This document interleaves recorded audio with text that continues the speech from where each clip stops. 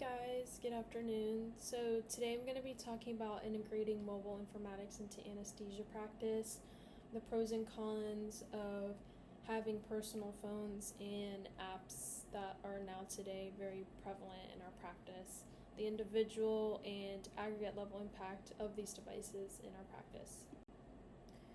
So when people hear or think about healthcare informatics, they're usually thinking of big systems like electronic medical records or computerized order entry, but here I'm talking about something a lot smaller and a lot more personal to us.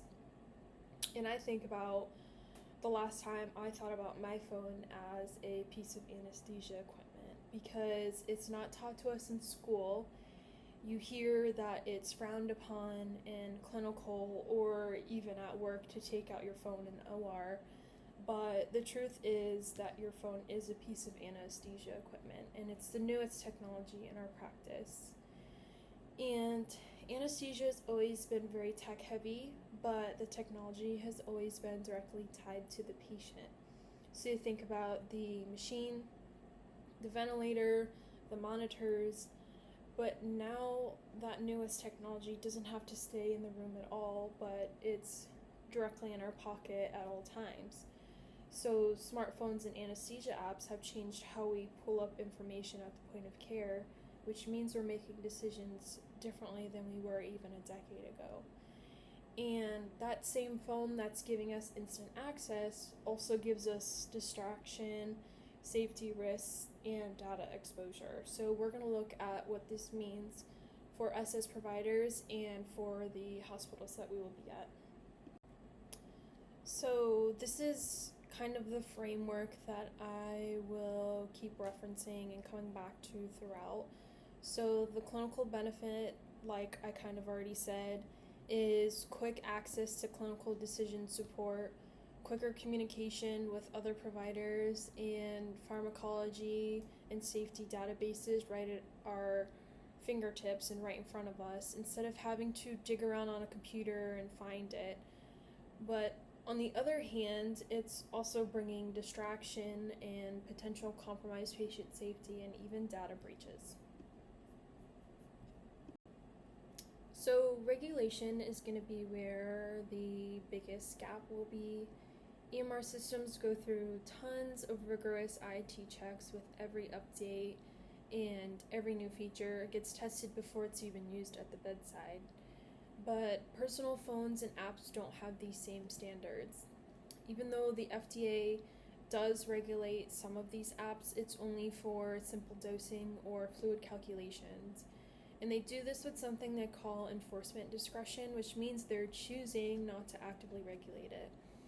So these third-party apps are skipping clinical validation and peer review and just skipping hospital auditing entirely. And it's not only about whether the math is right, it's also about the interface, because a poorly designed app could have you entering 10 kilograms and you meant 100 and vice versa, and there's no hospital department or IT between that mistake and the bedside and the patient like there would be with a EMR or hospital computer feature.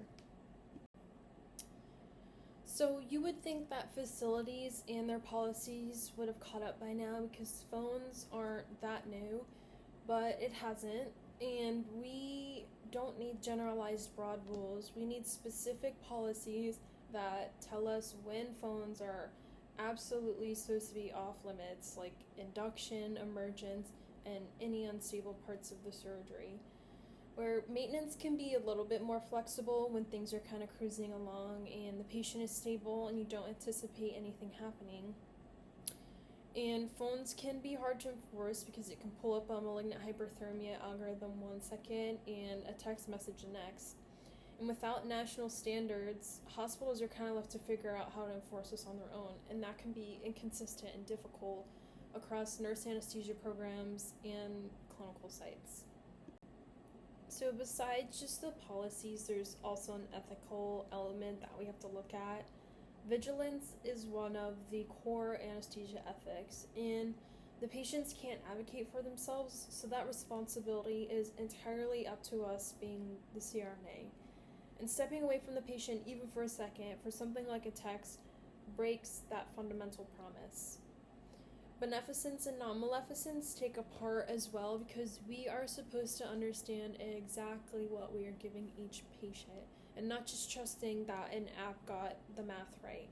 And that's something to kind of look at within what happens when you follow a dose that an app recommends and you can't check it yourself. You're not just risking an error or harm to the patient, you're risking your own clinical judgment.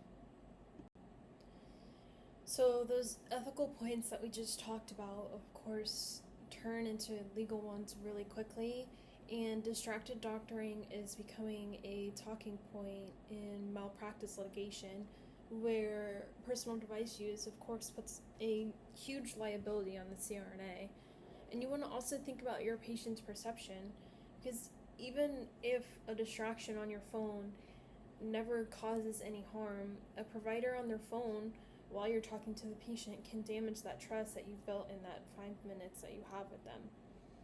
So with the legal side of things, plaintiff attorneys now request phone logs so that they can line up the phone text with the EMR to see if you were on your phone when there was a drop in oxygenation or blood pressure or whatever happened to the patient. And that phone activity with the chart makes that liability again increase, even when nobody can prove that the distraction actually caused the harm. So a 2024 survey of anesthesiologists found that 52.8%, so more than half of them, reported a distraction or adverse event because they were on their phone and managing a patient under anesthesia. But only 29.3% of those same people thought restrictions were actually needed. So over half of them will admit that there's a serious problem, but less than a third think that something should be done about phone use in the OR. And when your attention gets pulled away from the patient like that, you're missing key physiological data on the patient that can be used to make your next decision on how to care for the patient. So a couple more safety issues that I want to touch on. Number one is notification or alarm fatigue. So we know that the OR and the hospital in general is already a very loud, overstimulating place. We have monitors, alarms, equipment noise, and every buzz or text from our phones adds another thing on top of all of those. And humans can't actually efficiently multitask. Our brains are just switching back and forth really fast, and with every switch away from the patient, it's a chance to miss something important. Another thing is infection control. So we know that we sanitize our workstations aggressively, we wipe the cables, we wash our hands constantly, but how often are we actually applying these hospital-grade disinfectants to our phones? And as fomites, they can carry pathogens straight to that sterile field or an IV site just from being in someone's hands. So another thing to think about is privacy and security. So thinking about what happens when you take a photo or recording audio or trying to do voice to text on your phone and where it goes, and starting on the camera or audio, and it's traveling over a connection that usually isn't encrypted and can end up on a server that's owned by Apple or Google without you having a say in where it should actually go. That means that you could take a really cool picture of a difficult airway or an EKG or cool anatomy, and you want to show your peers, and it can sync straight to unsecured personal cloud storage. And even think about the times that you've accidentally triggered Siri on your phone. If you do this in the OR and it records a private conversation and it's sent straight to third parties, this is violating HIPAA. Another thing is that one of the personal app's MD-Calc, it doesn't log what you enter into it. So if there's ever a medication error that needs to be investigated, there's no digital trail or history like there is when you're logging something in the EMR. Okay, so of course, with all of that said, I don't want to sound like I'm completely against phones in the operating room, because they do have tons of benefits, but in the right scenario. They help with instant communication with pharmacy, blood bank, even in attending without having to leave your patient or having to yell down the hallway or having someone do it for you. And the visual aids also help with having a difficult airway algorithm right in front of you to help with better decision making when things get stressful or you get nervous and you forget. So this stop bang calculator here on the right is an example of when you can use your phone while still talking and building that connection with your patient in pre-op instead of turning around to type on a computer. So for us as students, having these clinical apps as a backup definitely helps in those moments where nerves might take over, or maybe we didn't get enough sleep because we're studying for a big exam. And it also helps close the gap between what we might read in our textbooks and what is actually happening clinically in the OR. But there is also a huge risk if we rely on these apps to calculate every drip rate, and we never build the mental math skills that we'll need one day when the app is lagging, or it's gone, or our phone is just not working or dead. So schools need to treat personal phones and these apps as a supplement and not a replacement. And neither side outweighs the other. It just all comes down to intentional policy that moves us towards safe use instead of an extreme on one side.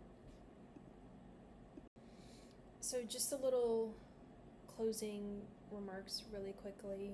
So regulation, ethics, liability, safety, privacy, and workflow, these all point to the same place. So mobile informatics and anesthesia isn't necessarily going away, and it shouldn't. And the goal was never to get rid of the phones in our pockets, but it's to use it in the right way. So keeping these tools inside a secure hospital managed environment instead of an app store and on our personal phones, so we don't have to lose that vigilance that our patients trust us to have, and that's the whole purpose.